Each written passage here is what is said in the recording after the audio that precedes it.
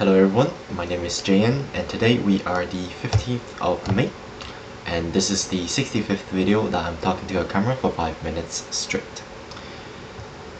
First, as of a video update, I have had the time today to review yesterday's video by comparing them to a force quartile answer. I think the main thing that I'm lacking right now is not the clarity in my pronunciation, not the content of the speech, but rather than the speed, the fluidity of my speech. I think when I'm listening back to it, what happens is that I speak a little bit too slowly, and for the attention span of the people and the overall comprehension, I don't think it's very favorable.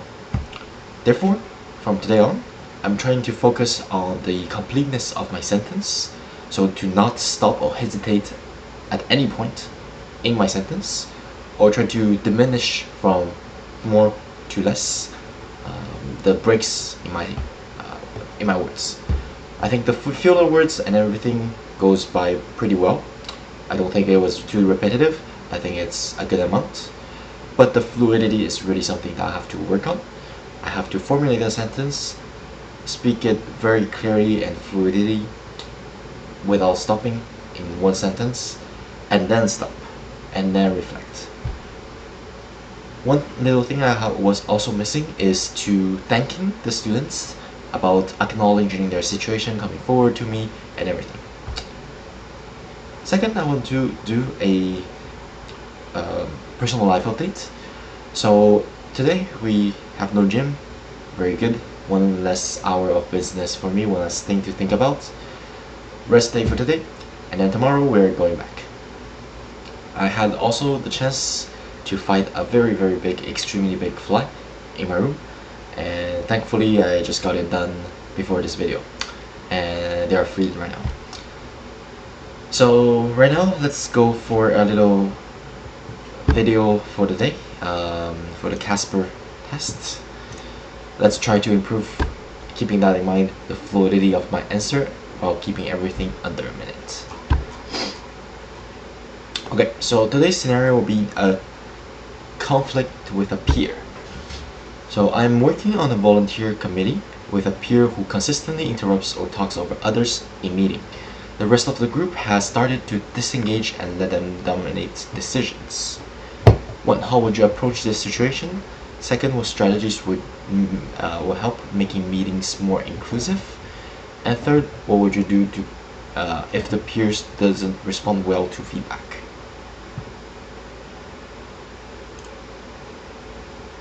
Okay, so I will start a 30-second timer to reflect about it, and after that I will answer the questions.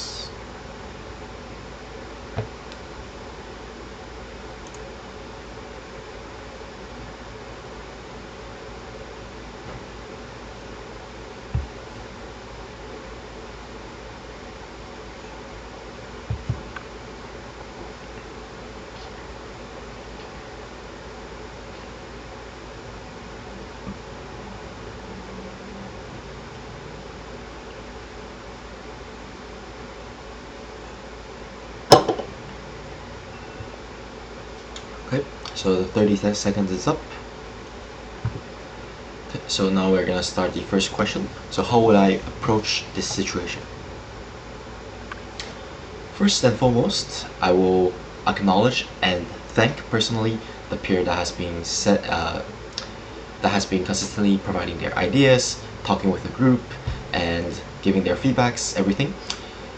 But I will also have to point out in a subtle way that the meeting has been interrupted many times, and we will have to respect everybody's chance to speak, and then they can have their chance to speak up.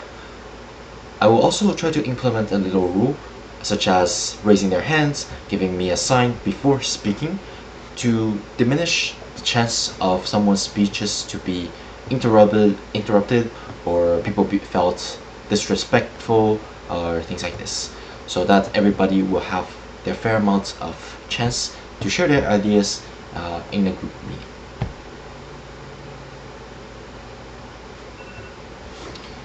second question, what strategies would make meetings more inclusive?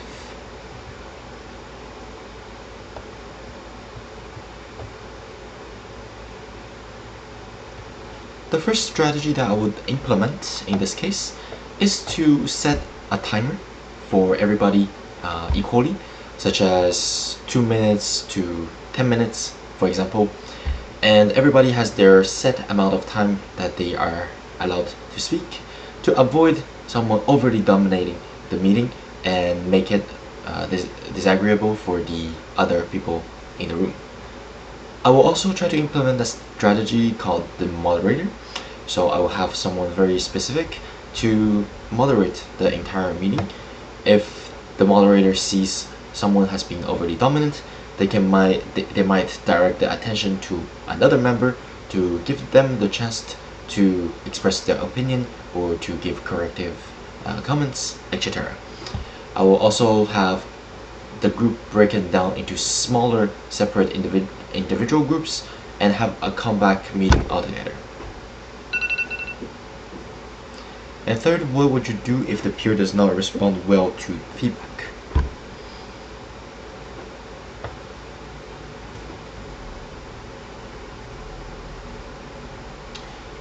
In the moment, I will say that I will let the meeting to continue, to its finish, to make sure that every important point were addressed and a thorough conclusion is made on the meeting.